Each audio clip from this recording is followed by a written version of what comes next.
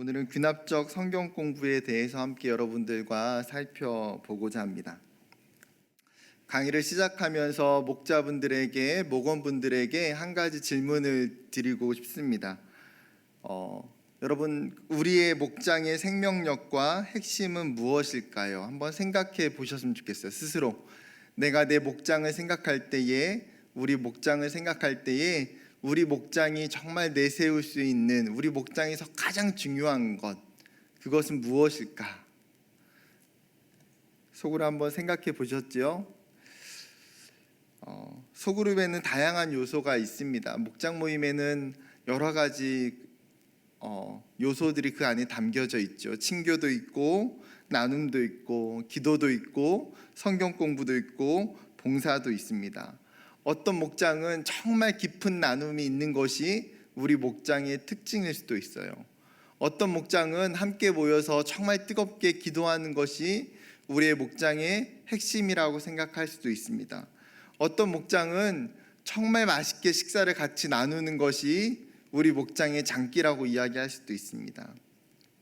어느 것 하나 중요하지 않은 요소는 없습니다. 그런데 그 중에서도 여러분, 목장 모임의 생명력을 불어넣을 수 있는 것이 무엇일까요? 바로 성경 공부이고 말씀에 있습니다. 제가 작은 교회 청년부 사역을 시작할 무렵의 이야기입니다. 그 청년부는 제가 부임하기 전까지 예배 끝나고 소그룹 시간이 있었는데, 그 소그룹 시간에 성경 공부를 해본 적이 없는 공동체였습니다. 제가 소그룹에 참석하지 않는 한 청년에게 신방 전화하면서 그렇게 물었어요. 왜 소그룹에 참석하지 않냐? 그 청년의 답변은 자기는 소그룹 모임에 참석할 필요성을 느끼지 못하겠다라는 거예요. 그냥 같이 모여서 교제하고 이야기하고 또 세상 이야기하고 그렇게 노는 거면 자기는 굳이 교회가 아니어도 세상에서 자기 친구들과 같이 모여서 이야기하고 교제하면 된다라는 거죠. 제가 그 친구의 이야기를 듣고 나서 뒤통수를 한 대 얻어 맞은 것 같은 느낌이 들었습니다. 사실 그 친구의 대답이 일부분 틀리지 않았기 때문이에요. 우리도 세상에서 다양한 모습의 소그룹들이 존재합니다. 오래된 친구들의 모임이 있을 수도 있고요, 직장 동료들과의 모임일 수도 있고, 취미생활하는 동호회나 또 학원에서 만난 사람들일 수도 있습니다.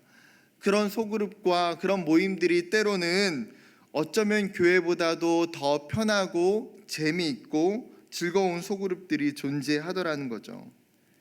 여러분, 그렇다면 세상에 존재하는 그 다양한 소그룹과 또 교회의 소그룹의 분명한 차이, 차별점은 무엇일까요? 아까 말했던 것처럼 여러분, 성경 공부하는 것, 말씀을 나누는 것, 그것이 세상에 있는 다른 소그룹들과 교회의 목장과 소그룹의 차별점 아닐까요? 등산 동호회 가서, 배드민턴 동호회 가서 말씀 공부할 일은 없을 겁니다. 직장 동료들과 만나서 성경 공부하는 케이스도 별로 없을 거예요. 하나님께서 교회라는 이 소그룹에 주신 독특성, 차별성은요, 다른 것에 있는 것이 아니라 말씀을 나누고 말씀을 배우고 말씀을 먹는 것에 있다라는 사실입니다. 우리가 목장 안에서 여러분, 목원들이, 그리고 한 영혼이 변화되어지는 것이 무엇으로 가능합니까? 처음에는 따뜻한 친교와 또 따뜻한 사랑과 격려와 위로와 기도가 그 사람의 마음을 열어줄 수는 있어요. 그러나 결국은 어떻습니까? 그 영혼이 변화되어지는 것은 하나님의 말씀에 의해서 가능해진다라는 사실이에요. 사도 바울이 로마서 10장 17절에 오늘 본문에 이렇게 이야기해요. 그러므로 믿음은 들음에서 나며 들음은 그리스도의 말씀으로 말미암았느니라. 여러분, 믿음이 어디에서 생겨나요? 무엇을 할 때? 들을 때. 그런데 그 듣는 것이 무엇을 듣는 것입니까? 세상의 이야기를 듣는 거예요? 아니요. 무엇을 더 듣는 거예요? 하나님의 말씀, 그리스도의 말씀을 듣게 될 때에 뭐가 생겨나요? 믿음이 생겨난다는 거예요. 그러니까 한 영혼이 믿음이 생겨나고 변화되는 것은 무엇을 통해서요?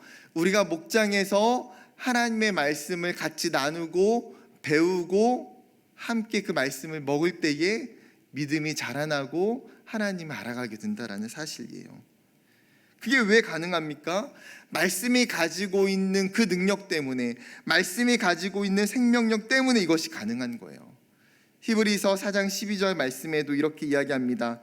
하나님의 말씀은 살아있고 활력이 있어 좌우의 날선 어떤 검보다도 예리하여 홍과 영과 및 관절과 골수를 찔러 쪼개기까지 하며 또 마음의 생각과 뜻을 판단하나니. 그 하나님의 말씀이 살아있어서 그 말씀이 우리의 영혼을 수술한다는 거예요. 우리의 마음과 생각과 우리의 삶을 변화시키는 주체가 어디에 있어요? 하나님의 말씀에 있는 거예요. 그렇다면 우리의 고민은 뭡니까? 이 말씀을 우리의 목장에, 우리의 소그룹에 어떻게 나누면 좋을까 하는 것에 있는 거예요.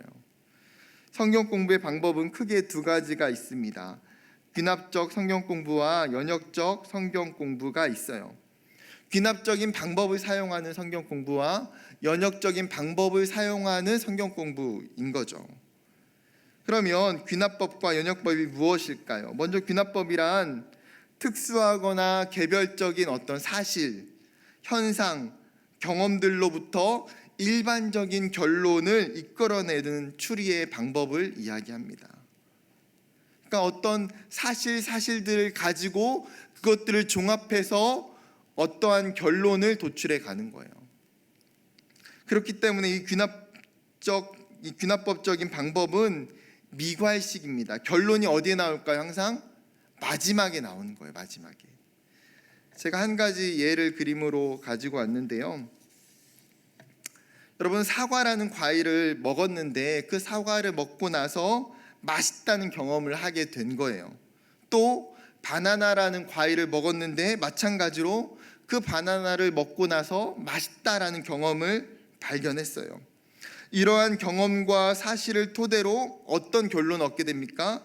아, 사과는 맛있구나, 바나나도 맛있구나, 그럼 과일은 맛있는 거구나 하는 결론과 전제를 얻게 되는 거예요. 그렇죠? 제가 다른 한 가지 예를 또 설명을 해보겠습니다. 내 사진을 내려주셔도 돼요. 여러분, 맑은샘 광천교회에 김태경 목사님은 잘생겼다. 이게 사실이에요. 사실. 첫 번째 사실. 네. 또 두 번째 사실은 맑은샘 광천교회에 김기도 목사님도 잘생겼다. 이것도 그냥 주관적인, 굉장히 주관적인 사실이에요. 그리고 나서 이러한 사실들을 바탕으로 해가지고 맑은샘 광천교회 사역자들은 잘생긴 사람들만 뽑는구나, 이런 어떤 결론을, 전제를 얻을 수 있는 거죠. 지극히 주관적입니다. 제가 이렇게 생각한다는 거예요. 네. 그게 여러분 귀납법이에요. 귀납법. 사실과 사실들을 모아가지고 결론을, 전제를 얻어가는 것. 그러면 반대로 연역법을 설명해 보겠습니다. 이 귀납법과 정반대의 방식이에요. 연역법이란 먼저 전제를 바탕으로 구체적인 결론들을 만들어가는 것입니다. 즉 일반적인 원리와 전제가 맨 처음에 나오는 거예요. 그리고 나서 그 전제를 설명하기 위해서 개별적이거나 특수한 사실을 통해서 이제 마지막 결론을 내는 것입니다. 그렇기 때문에 이 연역법은요, 두괄식이에요. 두괄식. 즉 어떻습니까? 결론이 가장 먼저 나오는 거예요. 결론을 먼저 이야기하고 나서 그 결론을 설명하기 위한 사실들을 그 뒤에 붙여가는 형식입니다. 이것도 사진과 함께 예시로 함께 보도록 하겠습니다. 어떤 전제나 결론이 먼저 나오는데 과일은 모두 맛있다라는 전제와 결론이 있는 거예요. 먼저 이 전제를 바탕으로 개별적인 사실을 끌어가는 거죠. 과일은 모두 맛있다. 사과와 바나나와 딸기는 과일이다. 그러니까 사과와 바나나와 딸기는 맛있을 거야. 결론이 어디에 있습니까? 맨 처음 시작하면서 있는 거예요.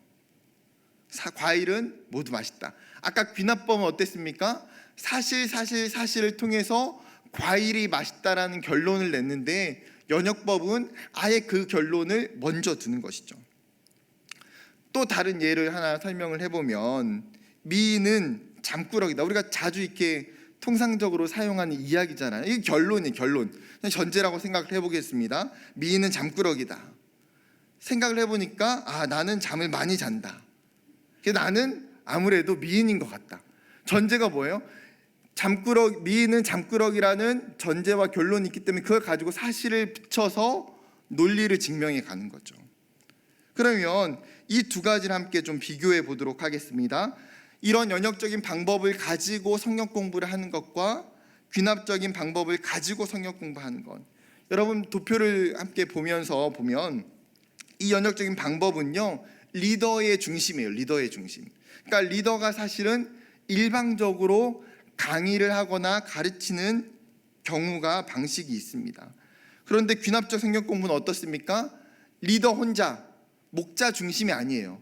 그것들 어떻게 합니까? 계속해서 질문하고 답변을 구하고 서로의 의견을 나누기 때문에 목자가 리더가 혼자 끌어가는 것이 아니라 구성원 전체가 함께하게 됩니다.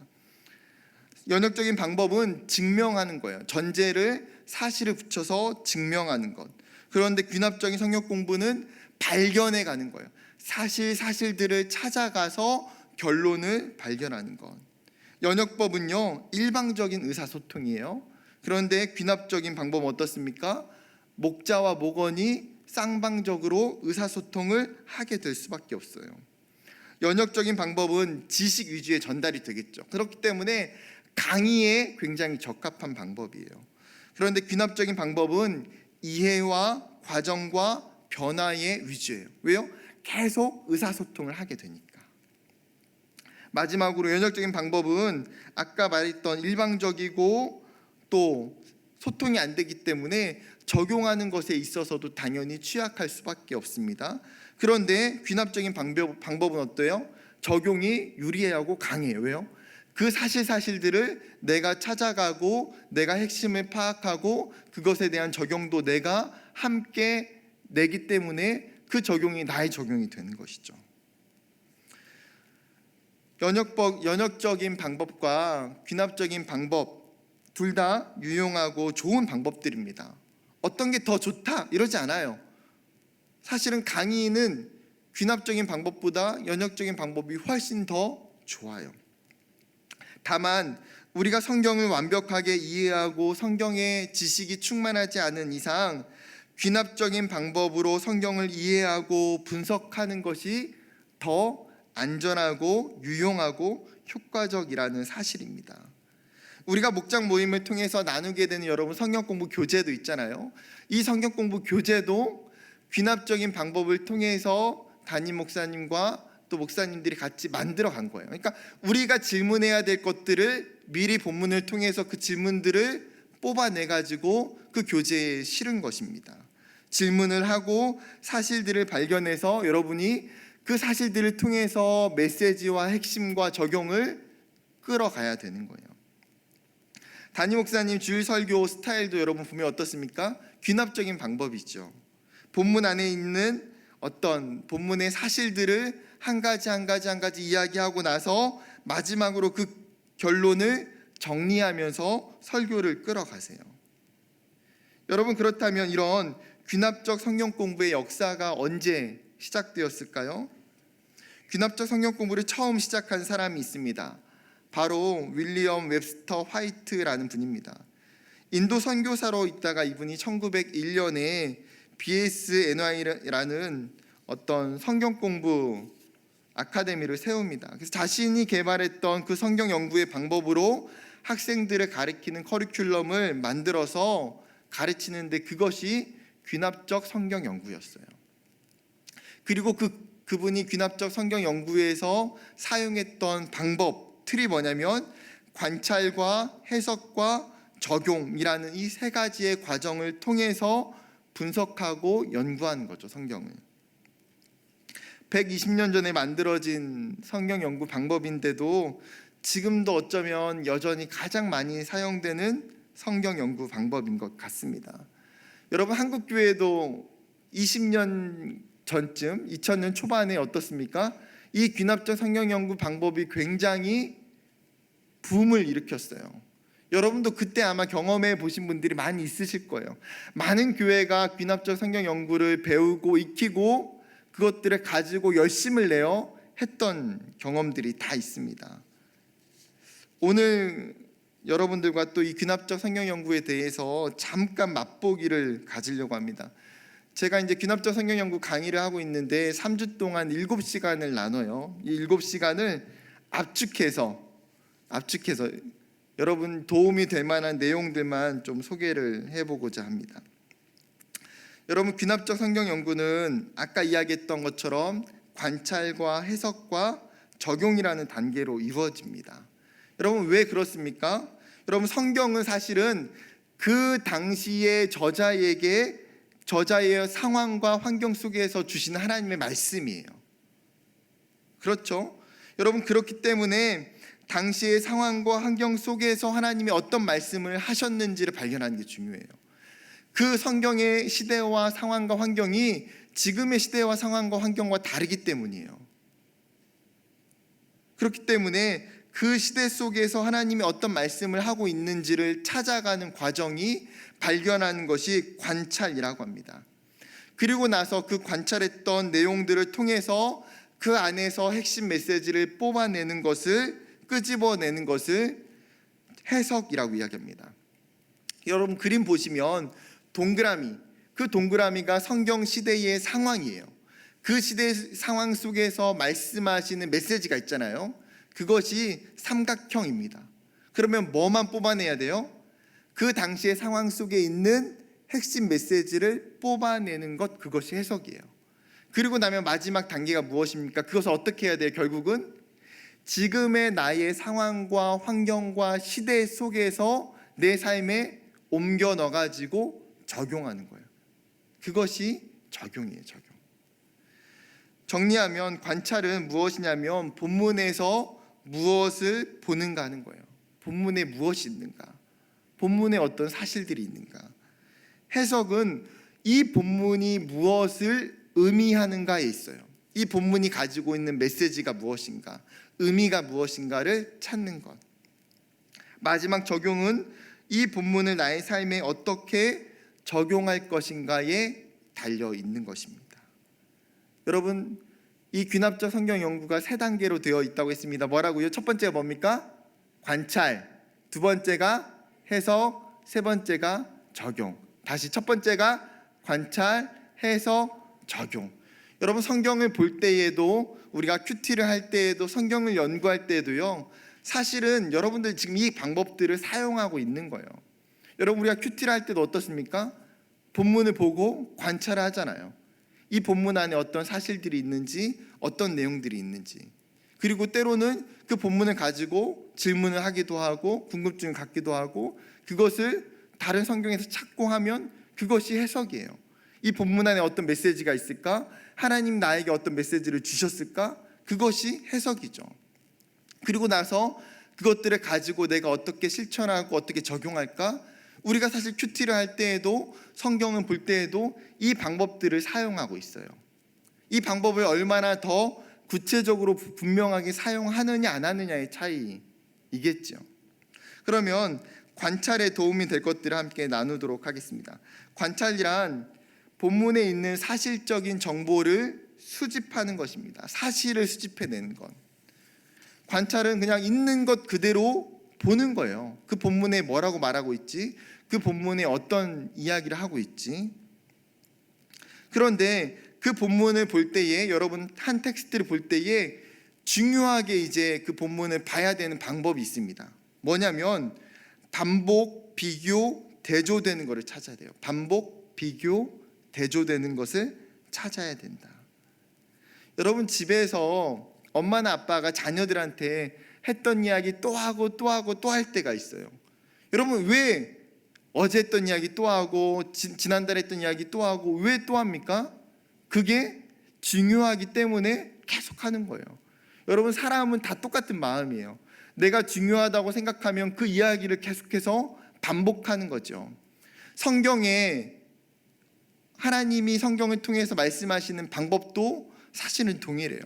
하나님이 이스라엘 백성에게, 하나님이 우리에게 주시고자 하시는 말씀이 분명하면 하나님이 그것에 대해서 끊임없이 반복해서 이야기하고 있어요.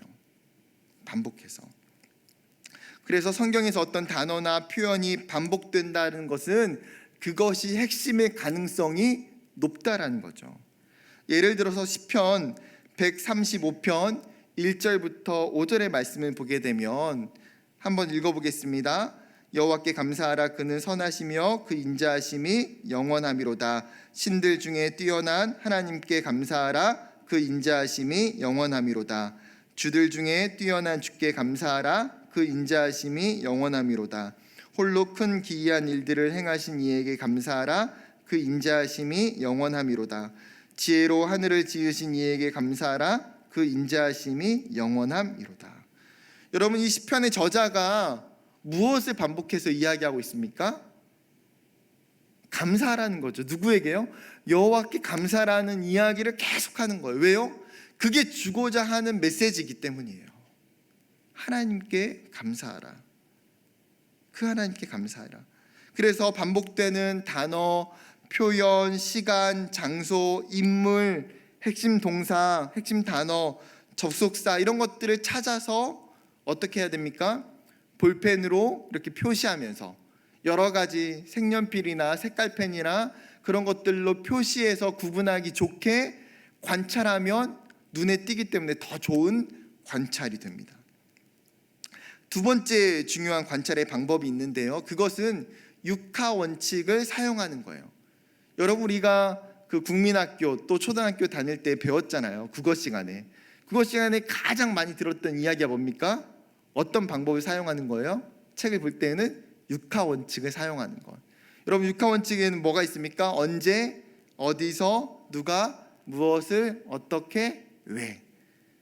이 6가지의 방법은 여러분 굉장히 중요한 방법이에요. 성경을 읽을 때도 마찬가지입니다. 그러니까 스토리가 있는 설화책, 구약에 있는 대부분 그렇고요.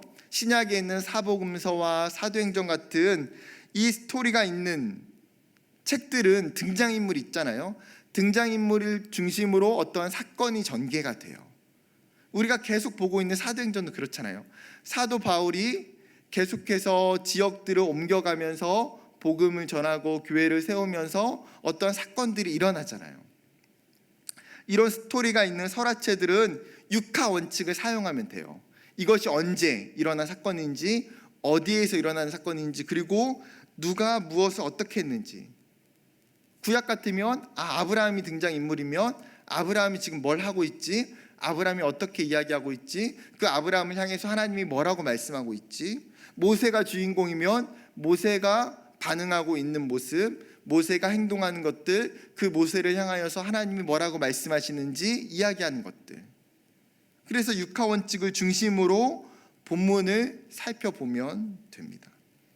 세 번째 관찰에서 중요한 것은요, 질문을 하는 거예요. 질문하는 거. 여러분, 생각보다도 성경 연구에서 가장 중요한 게 뭐냐라고 물어본다면 저는 질문이라고 대답하고 싶어요.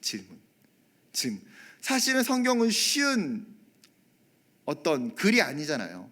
쉬운 글이 아니기 때문에 사실은 우리가 계속해서 그 성경에 있는 모르는 내용들을 질문을 던져야 돼. 이건 무슨 단어이지? 무슨 의미이지? 하나님이 이렇게 말씀하시는 것은 어떤 메시지지? 아브라함은, 모세는 왜 이렇게 행동했지? 우리가 끊임없이 성경을 향하여서 질문을 던지는 거예요. 때로는 단어나 낱말과 구절에 관한 질문도 던지고요. 그 당시의 역사적인 배경에 관한 질문도 던지고요. 또 문맥적인 상황, 사건, 내용과 관련된 질문들도 던지는 거예요. 그러니까 관찰하는 것은요, 결국에는 질문하는 거예요. 질문하는 거. 여러분, 그 성경 공부 목장 모임에서 하게 되는 그 교재도 질문들이 있잖아요. 그 질문들이 어떤 방식으로 뽑아지겠습니까? 관찰의 방식이에요. 본문을 보면서 모르는 거나 중요한 거나 우리가 알아야 되는 부분들에 대해서 질문을 한 거를 거기다 적는 거예요. 근데 여러분, 관찰하시면서요, 거기 있는 나와 있는 질문 말고도 그 외에 여러 가지 질문들을 같이 목원들과 나눠야 돼요. 그리고 목원들에게도 물어야 돼요. 이 본문을 보면서 혹시 궁금한 게 있습니까? 질문이 있습니까? 모르는 단어나 혹시 알고 싶은 내용들이 있는지, 서로가 질문들을 통해서 그 본문들을 이해하고 완성해 가는 거예요. 그게 귀납적인 방법이기 때문이에요. 그래서 여러분 목원들에게도요, 성경을 본문을 먼저 보게 하고 읽어오게 하고 질문들을 적어오라고 하면 그 목장의 모임과 나눔이 굉장히 풍성해져요. 근데 가끔씩 우리가 이런 염려와 걱정들을 할 때가 있어요. 내가 모르는 질문하면 어떻게 하지? 우리 목원이 어려운 질문하면 어떻게 하지? 내가 성경 이거 모르는데, 잘 모르는데 이런 질문하면 어떻게 하지? 여러분 그런 염려할 필요 없어요. 다 똑같아요. 우리가 성경을 얼마나 잘 알겠습니까? 목회자인 저도 마찬가지예요. 가끔씩 성도님들이 이렇게 질문을 하시잖아요. 그러면 생각이 안 날 때가 있어요. 모르기 때문에 생각이 안 날 수도 있어요. 그러면 목회자도 마찬가지예요. 우리가 그렇게 질문을 할 때 모르는 건 어떻게 반응하면 됩니까? 두 가지 방법이 있어요. 첫 번째 좋은 방법, 담당 교구 목사님에게 전화 찬스를 쓴다. 내가 모르는 건 토스하면 돼요. 내가 이건 알지만 우리 목사님이 더 잘 설명해 줄 것 같아가지고 한번 전화를 해서 물어보도록 하겠다. 그래서 여러분 교구 담당 목사님들이 있잖아요. 전화를 거는 거예요. 목사님들한테 물어보면 돼요. 내가 대답할 필요가 없는 거죠. 목장 리더분들은. 또 두 번째 방법, 그 자리에서 대답할 필요가 없어요. 모르는 거는, 이해가 안 되는 거는 그 다음 주에 이 부분을 가지고 함께 살펴본 뒤에 다시 알려드리겠다라고 이야기하면 돼요. 왜요? 성경 전체의 질문을 다 해결하고 갈 필요가 없기 때문이에요. 이해가 되셨죠? 그래서 성경을 가장 잘 연구하는 사람은요, 가장 잘 질문하는 사람이에요. 그리고 여러분들도 또 목원들도 그 목장의 시간들이 질문하는 시간들이 되었으면 좋겠어요. 꼭 답을 찾지 않아도 돼요. 그 질문들을 통해서 서로의 궁금한 것들이 나눠지고 서로의 마음들이 나눠지기 때문이에요. 두 번째, 해석입니다. 해석이란 성경의 본문의 원래의 의미와 메시지를 찾는 것이에요. 첫 번째 관찰에서 했던 그 질문들을 어디서 풀어야 됩니까? 이제 해석에서 푸는 거예요. 아까 그 질문들을 답을 찾는 과정이 해석의 과정이죠. 그리고 나서 그 질문들을 가지고 마지막에 그 결론을 내는 것. 이런 질문들을 해보니까 이 본문의 핵심 메시지는 이거 같다라고 정리하는 것이 해석의 마지막 결론입니다. 문제는 우리가 성경을 객관적으로 해석하지 못하면요, 말씀을 왜곡하거나 지극히 주관적인 해석을 할 가능성이 많다는 거예요. 여러분, 이단들의 문제가 뭡니까?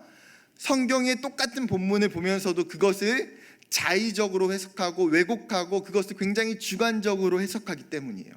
성경을 성경으로 해석하지 않고 성경을 내 생각으로 해석하기 때문에 이단들이 생겨나는 거예요.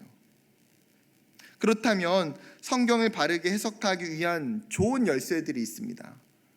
먼저는 여러분 단어나 이런 것들의 단어나 낱말이 모르는 경우는 어떻게 찾으면 됩니까? 사전을 찾으면 돼요. 성경 사전이나 성구 사전을 찾으면 그 안에 내용들이 다 기록되어 있어요. 요즘은 어떻습니까? 시대가 너무나 좋아졌잖아요. 사전을 살 필요가 없어요. 인터넷에 네이버에 치면 어떻습니까? 그 낱말이 기독교 성경 사전이 네이버 안에 들어가 있어요.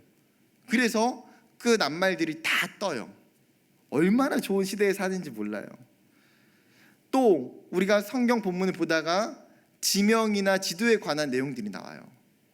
요즘 사도행전을 보고 있잖아요. 여러분, 사도행전 보면서 지도를 찾지 않으면 사도 바울이 어디로 가고 있는지, 그리고 그가 어떤 상황 속에서 어떤 특수한 지역에서 이 사건이 일어났는지를 이해하기 어려워요. 그러면 어떻게 해야 됩니까? 담임 목사님이 계속해서 이렇게 지도를 띄워드리잖아요, 여러분들에게. 왜요? 지도를 봐야 그 본문을 이해하기 쉽기 때문이에요. 구약도 마찬가지예요. 출애굽의 과정들, 그 다음에 어떤 가나안의 사건들, 지명들 반드시 지도를 봐야 돼요. 그 지도를 보기 위해서 그 지도에 대한 어떤 질문을 해결하기 위해서 뭘 사용해야 됩니까? 성경 지도를 사용하면 돼요. 그러니까 집에 성경 지도를 하나 사두시면 굉장히 유용해요. 그리고 지금은 시대가 좋아져서 어떻습니까? 지도도 살 필요도 없어요. 어디에 치면 됩니까? 네이버나 구글에 치면 다 지명이 나와요. 그래서 내가 궁금한 지역들, 내가 알고 싶은 지명들은 또 인터넷을 쳐서 해결하면 되죠.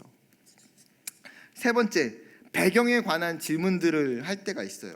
그 당시에 이스라엘의 문화나 그 당시 어떤 고대 문화, 뭐 음식, 장례, 그 다음에 제사, 생활, 정치, 그런 부분들이 고대 이스라엘 상황과 현대의 상황이 다르기 때문에 그런 질문들이 나오면 어떻게 해야 됩니까?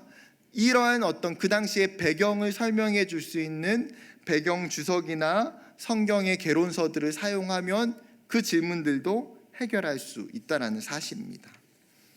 네. IVP 배경, 성경 배경 주석이 이 부분들을 굉장히 잘 설명해 주고 있어요. 참고하시면 도움이 될 것 같습니다.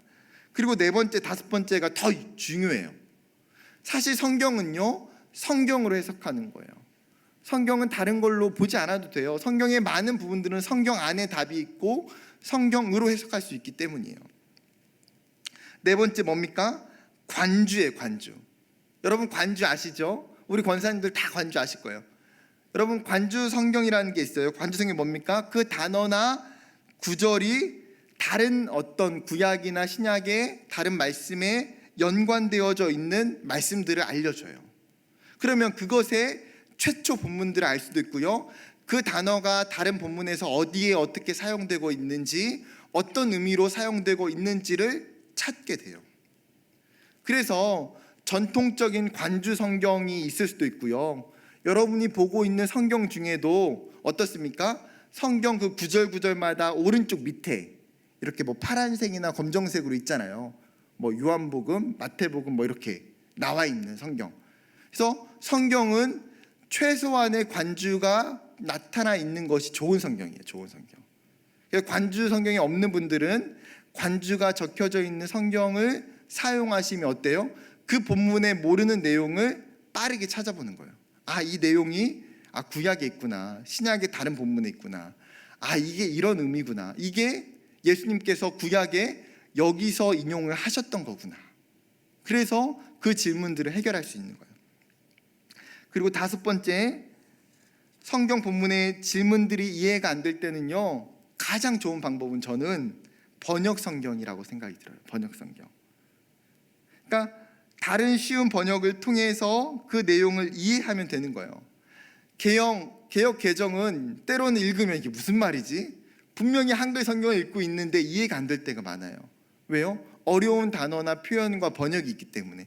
그러면 쉬운 성경이나 현대어 성경이나 표준 세번역 성경이나 영어로는 메시지 성경이나 NLT 성경을 통해서, 그러니까 성경을 의역해 놓은 거예요. 쉽게 우리말로. 그러면 어떻습니까? 읽다 보면 개역 개정보다 이해하기 더 쉽기 때문에 때로는 질문들이 그냥 번역본 성경을 보면서 해결되는 부분들이 굉장히 많이 있다라는 사실이에요. 정리를 해보면 해석은 질문들을 풀어가는 거고요. 그 질문들을 풀어가는 열쇠는 성경 사전이나 지도나 또 어떤 배경 주석이나, 그리고 더 중요한 거 관주 성경이나 그 다음에 쉬운 어떤 번역본의 성경들을 통해서 그 질문들을 해결해 갈 수 있다. 그러면 질문을 해결한 다음에 마지막엔 뭘 해야 될까요? 이러한 사실들과 질문들을 보니까 이 본문의 핵심 메시지가 어떤 것이다 라고 정리를 해야 되는 거예요. 내가 한 줄로 두 줄로 하나님이 이 본문을 통해서 이 메시지를 주시는구나, 오늘 본문은 이 메시지가 핵심이구나 라는 것을 정리를 해야 된다는 사실입니다. 마지막 단계가 뭡니까? 적용입니다. 적용이란 과거의 성경에 일어난 사건과 그 진리가 현재의 나의 상황과 삶의 현장에 무엇을 의미하는지, 그리고 구체적으로 그 본문의 메시지를 내 삶에 어떻게 적용할지를 적는 거예요. 여러분 적용은 사실 우리가 큐티 강의도 많이 들었기 때문에 큐티도 하시기 때문에 충분히 잘 아시리라 생각합니다. 적용은 세 가지로 적용을 할 수 있어요. 첫 번째는요, 개인적으로 적용해야 돼요. 개인적으로. 오늘 나에게 주신 말씀은 누구에게 주신 거예요? 하나님이 나 개인에게 주신 거예요.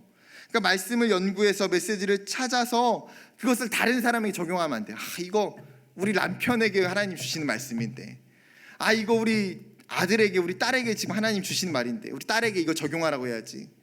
또 대뜸 우리 목원들에게 내가 이런 본문을 봤는데 이런 적용이 있습니다. 집사님 생각내서 이렇게 메시지를 보냅니다. 이렇게 하면 될까요? 안 될까요? 안 된다는 거예요, 여러분. 적용은요, 누구에게요? 나에게 하면 돼요, 나에게. 두 번째, 적용은 구체적으로 해야 돼요. 실제적으로. 여러분, 그냥 뭐 본문을 보고 나서 적용을, 내가 이 본문을 보니까 이제 기도를 열심히 해야지, 내가 말씀을 열심히 읽어야지, 그렇게 피상적으로 적용을 하면 안 된다는 거죠. 구체적으로 어떻게 됩니까? 내가 아침에 일어나서 10분, 15분 기도해야지. 내가 출근해가지고 좀 15분 일찍 출근해가지고 내가 그 시간 동안 기도해야지. 이런 구체적인 적용이 좋아요. 마지막 적용은 실천 가능해야 됩니다. 즉 오늘 내가 할 수 있는 것, 작은 것부터. 그러니까 너무나 크고 힘들고 어려운 적용을 나에게 하면 어떻게 됩니까? 그 적용을 실천하기가 어렵잖아요. 그러니까 적용은요, 쉬운 거 하는 거예요. 적용은 어렵지 않은 거 하는 거예요. 그러니까 10분도 기도하지 않는데, 주님, 제가 하루에 10의 1조를 드려 기도할 수 있게 도와주세요. 2시간씩 기도하겠습니다. 이런 적용을 하는 것이 무리가 된다는 거죠. 하나님, 내가 할 수 있는 것들, 내가 지금 오늘 지킬 수 있는 것. 그래서 여러분이 지속적으로 실천 가능한 적용을 하면 돼요. 여러분, 적용의 중요한 팁 중에 하나는 뭐냐면요, 우리가 적용을 하다 보면 적용에 대한 포커스가 굉장히 영적이고 교회 생활에만 이렇게 그 포커스가 맞춰질 때가 있어요. 그런데 여러분, 적용을 폭넓게 했으면 좋겠어요. 영적인 것뿐만 아니라 우리의 신체적인 것도, 우리의 정서적인 것도 적용이 필요해요. 교회 생활뿐만 아니라 내 가정 생활에도, 내 직장 생활에도, 내 사회 생활에도 적용이 필요해요. 그러니까 적용을 단순히 영적으로 교회 생활에만 적용하는 것이 아니라 모든 분야에서, 그리고 그 적용이 그 분야에 맞는 말씀을 가지고 그 분야에 맞게 적용하는 것이 가장 좋은 적용이 되겠죠. 오늘 말씀을 마무리해 보려고 합니다. 여러분, 여기에 목자분들이 굉장히 많이 계실 텐데요, 우리는 다 성경 공부를 가르칠 때 부담이 있어요. 내가 잘 가르칠 수 있을까라는 부담도 많아요. 내가 이것을 목원들에게 정말 잘 이렇게 나눌 수 있을까라는 고민도 많아요. 그런 부담은요, 누구나 하는 부담이고 맞는 부담이에요. 목회자인 저에게도 마찬가지예요. 여러분, 그런 부담을 해결할 수 있는 방법은 무엇입니까? 내가 그 본문을 더 잘 이해하고 숙지하고 그 본문과 내가 더 많이 씨름하는 거예요. 그러다 보면 누가 은혜를 제일 많이 받아요? 사실 우리가 그렇잖아요. 학생에게 공부를 가르치려고 준비하고 가르치다 보면 누가 은혜를 받아요? 가르치는 선생이 은혜를 받아요. 제가 목사가 돼서, 목회자가 돼서 좋은 건 뭐냐면, 성도들에게 설교를 하려고 본문을 준비하고 설교를 쓰다가 보면 그것 때문에 하나님이 저에게 은혜 주실 때가 많아요. 여러분 다 그런 경험이 있을 거예요. 목자로서 왜 좋습니까? 왜 은혜가 됩니까? 목원들에게 성경 공부를 나누려고 내가 공부하다 보니까 그 말씀이 하나님이 나에게 하는 것이기 때문에 내가 참 은혜가 되고 눈물이 나고 감사할 때가 있어요. 여러분, 그게 목자에게 주신 특권 아닙니까? 그 본문을 더 많이 볼 수 있는 거, 더 깊이 볼 수 있는 거. 그렇기 때문에 본문을 가지고 목장 교재에 나와 있는 것뿐만 아니라 여러분, 본문 자체와 많이 씨름하셔야 돼요. 본문 자체와. 제가 개인적으로 떡볶이를 굉장히 좋아해요. 집에 떡볶이가 떨어지는 일이 별로 없어요. 그러니까 언제든 간식 먹고 싶으면 떡볶이를 해 먹으려고 제가 항상 사다가 놔요. 그러면 요즘 마트에 떡볶이를 사면 여러분 떡볶이 뜯어보면 뭐만 있습니까? 떡이랑 고추장 소스밖에 없어요. 뭐 다른 거 뭐 더 이렇게 붙여놓은 것도 있는데 비싸서 그런 거 잘 안 사요. 그냥 다 심플하게 떡이랑 소스 있는 거. 그러면 떡이랑 소스만 넣어도 떡볶이 됩니까? 안 됩니까?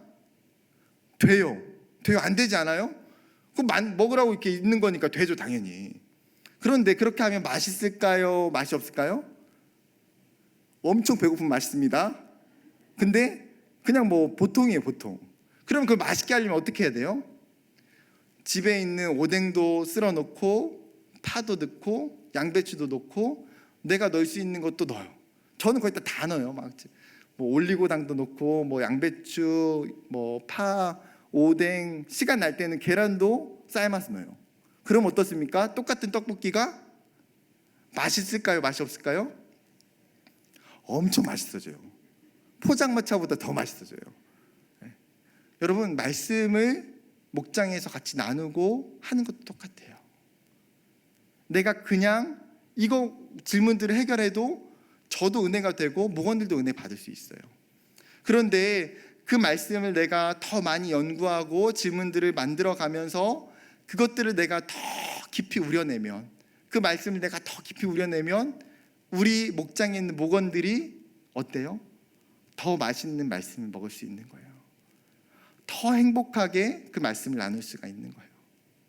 저는 여러분의 목장들이 그러한 목장들이 되어져 가길 소망해요. 하나님 정말 나에게 주신 이 말씀들을 가지고 내가 깊이 연구하고 내가 이것들을 정말 맛있게 요리해서 하나님 우리 목원들과 우리 목장의 식구들과 잘 나눌 수 있게 도와주십시오.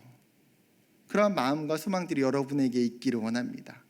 그래서 여러분 이 귀납적 성경 연구 방법을 통해서 여러분 큐티에 적용해 가시면 돼요. 조금씩 큐티에 관찰하고 하면서 거기 나와 있는 질문뿐만 아니라 또 다른 질문들을 여러분이 적어보기도 하고 그 질문들을 답을 찾아보기도 하고 또 적용을 정리해보기도 하는 거.